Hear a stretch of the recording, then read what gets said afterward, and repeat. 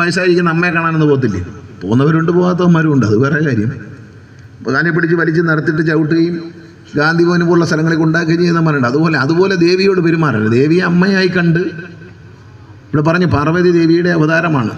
ഗണപതിയുടെയും പിന്നെ മുരുകൻ്റെയും ഒക്കെ അമ്മയായ പാർവതി ദേവിയുടെ അപ്പോൾ അമ്മയുടെ കാവിലമ്മ എന്നാണ് പറയുന്നത്. അമ്മയാണ്.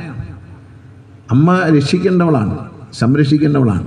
അപ്പോൾ ആ അമ്മയെ കാണാൻ പോകണോ വേണ്ടയോ എന്ന് തീരുമാനിക്കുന്ന നീ മര്യാദയ്ക്ക് അമ്മയെ പോയി കണ്ടോണം എന്ന് പറഞ്ഞ് ആരെങ്കിലും ചൂരലിന് അടിച്ചു ഓടിക്കാറുണ്ടോ? ഇല്ല. അവനവൻ്റെ അമ്മയെ പോയി കാണേണ്ടത്, അമ്മ ദൂരെയാണെങ്കിലും അവിടെ ചെന്ന് അമ്മയെ കാണേണ്ടത് മക്കളുടെ ചുമതലയാണ്. അപ്പോൾ അങ്ങനെ അമ്മയെന്ന് കരുതുന്നുണ്ടെങ്കിൽ, അമ്മയെ ആശ്രയിക്കുന്നുണ്ടെങ്കിൽ എൻ്റെ കാര്യം സാധിക്കാൻ മാത്രം ഞാൻ ദൈവത്തെ വിളിക്കും, അത് കഴിഞ്ഞാൽ പിന്നെ മിണ്ടത്തില്ല, എവിടെ ഇരുന്നോട്ടെ എന്ന് ചിന്തിക്കുന്നതല്ല. അപ്പോൾ അമ്മയെ പോയി കാണണം. പണമൊന്നും ചാക്കിൽ കൊണ്ട് തട്ടിയില്ലെങ്കിലും ഒരു പൂമാലയെങ്കിലും തുളസിമാലയെങ്കിലും കെട്ടി ക്ഷേത്രത്തിൽ കൊണ്ടുവരാനുള്ള ഒരു മനസ്സ് നമ്മൾ കാണിക്കണം. എല്ലാവരും പണക്കാരും കോടീശ്വരന്മാരെന്ന് എല്ലാവർക്കും കൊണ്ട് ചാക്കി കൊണ്ട് പണം തട്ടാനൊന്നും പറ്റത്തില്ല. പക്ഷേ അവനവനാലാവുന്ന ഒരു പൂമാലയെങ്കിലും എത്തിച്ചു കൊടുക്കാൻ നമ്മൾ ശ്രമിക്കണം. ഒരു പൊങ്കാല നടത്തിയാലും അതിൽ പങ്കെടുക്കണം. കാരണം എന്ന് വെച്ചാൽ അമ്മയ്ക്ക് ഒരു നേരത്തെ ആഹാരം വെച്ച് കൊടുക്കാൻ കിട്ടുന്ന ഒരു അവസരം നമ്മുടെ സ്ത്രീകൾക്ക് മാത്രം കിട്ടുന്നൊരു അവസരമാണ്.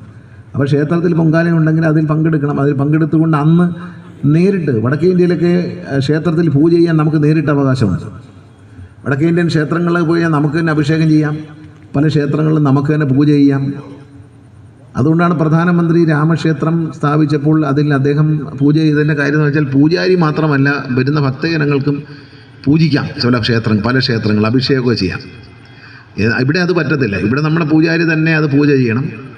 അപ്പോൾ നമ്മളത് പൂജ ചെയ്യാനൊരു അവസരം കിട്ടുന്ന ദിവസം എന്ന് പറഞ്ഞാൽ പൊങ്കാല ഇടുന്ന ദിവസമാണ്. അപ്പോൾ അതെല്ലാം മനസ്സിലാക്കിക്കൊണ്ട് നമ്മൾ ക്ഷേത്രത്തിലേക്ക് വരണം.